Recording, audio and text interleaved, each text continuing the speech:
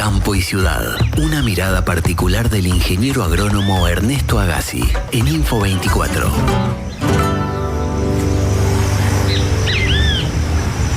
Y ahí estamos viendo a Ernesto Agassi que estamos iniciando un nuevo encuentro y seguimos hablando de alimentación, Ernesto. ¿Qué tal? Sí, buen día Álvaro, buen día a los oyentes. Nosotros veníamos viendo un poco cómo empezaron las cosas. En realidad, cómo empezó la alimentación en nuestros territorios. Nuestros territorios Eh, eran territorios un poco particulares, porque este, hacia el año 1800, cuando todo esto era del rey, en realidad no había propiedad privada de los animales y no había propiedad privada de la tierra, aunque algunos estaban tratando de comprarla o tenían Mercedes, en realidad los que querían comprar tierra porque tenían los animales arriba y lo que valía ahí era el cuero, ¿no? Pero eso fue configurando una población errante en la banda oriental y también del otro lado del río Uruguay y también el río Grande do Sul, una población errante que no estaba afincada en ningún lugar y la alimentación era en consecuencia. Normalmente se comía carne asada y el plato era el cuero del animal y se comía con la mano, ¿no? Y claro. ya vimos nosotros cómo se produjo todo esto a partir de las misiones también, así que ahí se consolidaron hábitos alimenticios, una costumbre de alimentarse que fue la carne y el mate. La carne Ah, asada, lo que nosotros le llamamos el asado y el mate. En realidad, cuando, pero ahí empezaba el siglo XIX. Todos los fenómenos sociales y políticos que se dieron en esos primeros años condujeron a la revolución artiguista, ¿no? Ahora, fue un siglo muy rico porque ahí se aprobó el Código Civil Napoleónico o el Código de Napoleón, que ponía en el centro los derechos de los individuos. Esas noticias, yo no sé cómo hacían si no había internet en aquella época para enterarse de todo, ¿no? Esto influyó en la revolución en Estados Unidos, en toda América, e influyó en Simón Bolívar, en San Martín.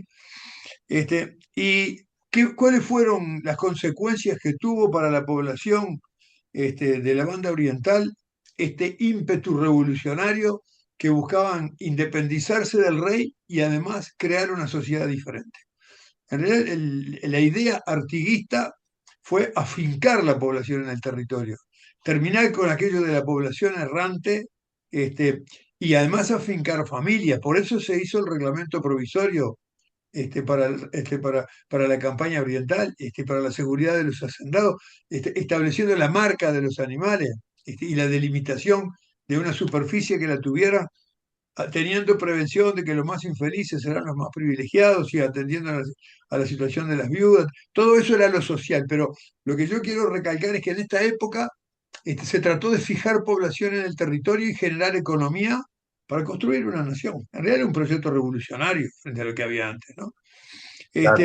Ahora, una cosa importante de esto, lo que fija a la gente en el territorio, es la agricultura.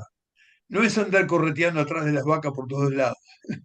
Entonces, una idea artiguista muy fuerte fue, le pedía a un cura que había comprado una chacra en el Miguelete, era un jesuita, José Pérez Castellano, que en realidad él después del sitio de Montevideo, se había recluido, se fue a su chacra y estaba observando cómo se desarrollaban los frutales, cómo se desarrollaban los vegetales, iba escribiendo sus memorias. Fue el primer médico que hubo en la banda oriental, él había estudiado en Córdoba, pero además él era jesuita, ¿no? Era una persona muy particular.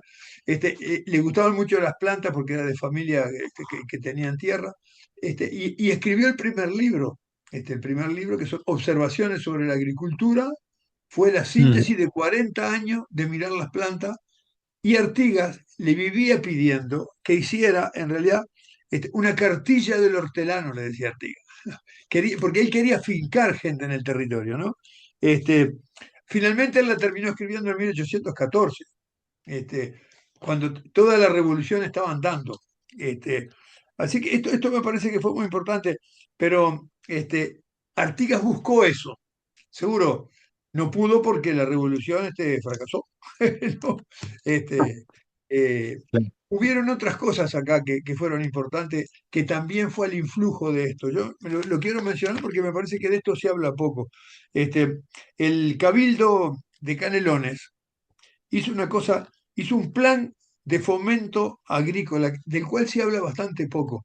Lo que hicieron los ciudadanos de Canelones fue tomar un radio de 10, de 2 leguas, de 10 kilómetros, y dividirlo en fracciones para que la gente produjera los alimentos que necesitaba la ciudad de Canelones. Mirá qué interesante. Hicieron una especie de reforma agraria que en aquel tiempo no se llamaba así, ¿no? Claro. Eran predios más o menos de unas 20 hectáreas, pero establecía ese reglamento. Cuánto se iba a plantar de trigo, cuánto se iba a plantar de frutales, cuánto se iba a dejar con pasto. Cada uno tenía que plantar 500 árboles por año. Y decía el reglamento que esos árboles eran necesarios para que con su transpiración produjeran las nubes, que era lo que nos traía la lluvia. Mirá lo que decían en aquel tiempo. En realidad Mirá. tenían noción del ciclo hidrológico. Era increíble, ¿no?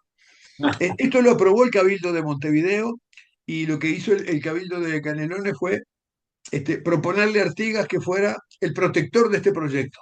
Ahora, el reglamento de tierra se aprobó en septiembre del 15 y esto se aprobó en diciembre del 15.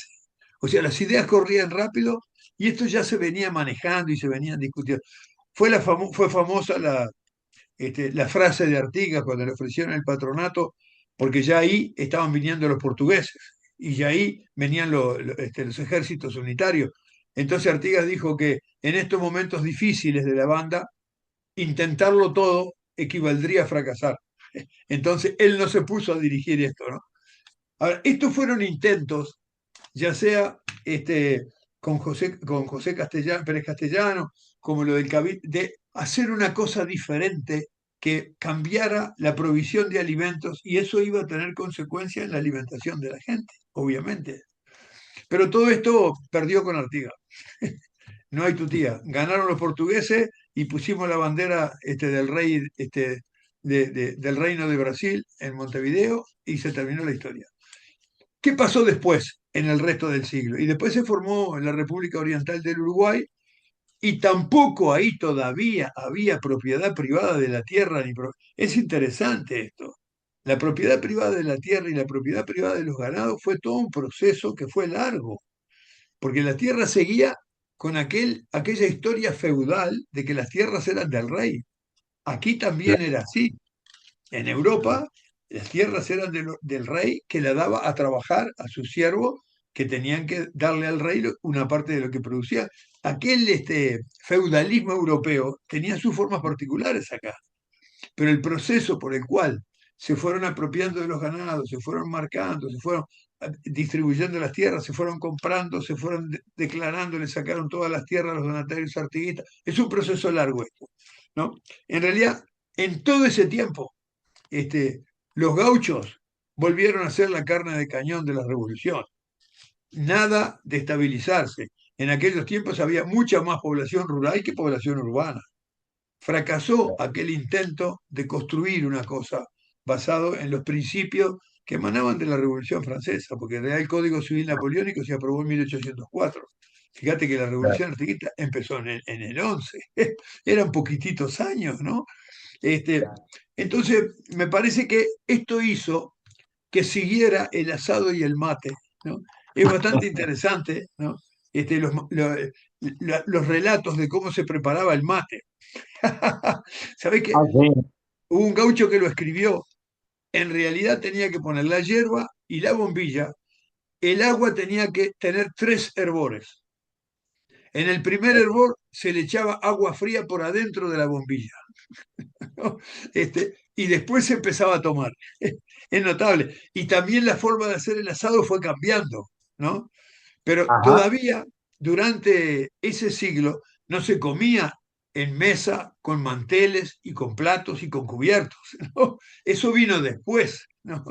Me parece que esta etapa donde se consolidó el asado y el mate, que fueron a medida que a fines del siglo, en realidad avanzó, digamos, una estructura capitalista, vinieron inversiones extranjeras, ya habíamos hablado nosotros, vinieron los ingleses, instalaron el agua, instalaron el gas, vinieron los trenes, y también en el área rural empezó la propiedad privada de la tierra y la propiedad privada de los ganados y el mejoramiento de los ganados.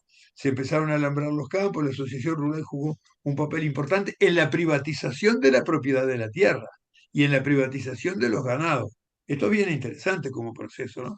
Ahora, ahí, en eso, el mate y el asado no dejaron de existir.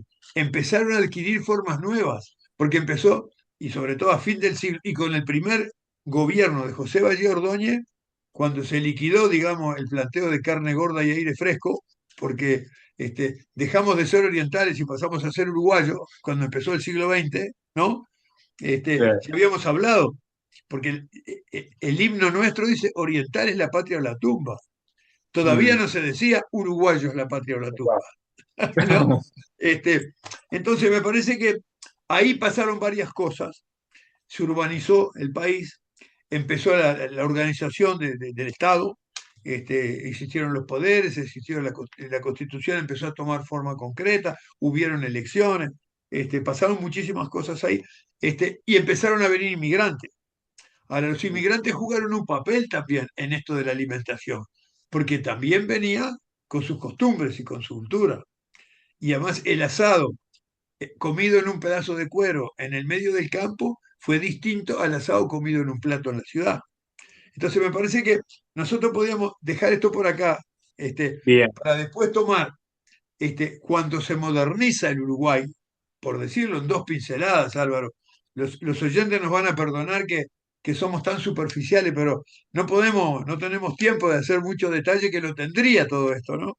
En realidad, cuando el asado entró en la ciudad, cuando el mate entró en la ciudad y cuando vinieron los inmigrantes, todo esto incide mucho en la alimentación, que es el tema que nosotros venimos siguiendo y del cual vamos a tener una charlita en 15 días. Me parece que claro que sí. podíamos dejar por ahí. Bueno, sácame simplemente de una duda, Ernesto. Sí. Cuando empieza todo este proceso que tú decís de, bueno, la marcación del ganado, la demarcación del territorio, ¿se empieza a hablar o es el germen del abigeato? En realidad, antes no era vigiato, porque los Mm. ganados y los campos no Estaban tenían sueltos, dueño, claro, seguro. Entonces la gente andaba por el campo y carneaba nomás, y faenaba. Este, claro. pero en la medida en que empiezan a haber propietarios que traen genética nueva, que se preocupan por el negocio, que ponen alambrado, en realidad tienen que sacar a los gauchos de ahí. Entonces empiezan a amontonar en algunos lugares los pobres del campo, que para vivir tienen que comer. Y si hay ganado por ahí, ellos eran vaqueanos para dejar retar, y comer carne. Entonces empiezan a ver ahí lo que dijeron, los grandes propietarios, que eso era vigiato, y lo que decían los pobres del campo, que eso era alimentarse como ellos estaban acostumbrados. Cada uno lo veía por el agujero de la cerradura que miraba la realidad, ¿no? Ernesto, nos reencontramos en 15 días. Muchas gracias. En 15 días la seguimos, Álvaro. Un saludo, y un abrazo para toda la producción de la radio que siempre nos permitan hacer estas reflexiones.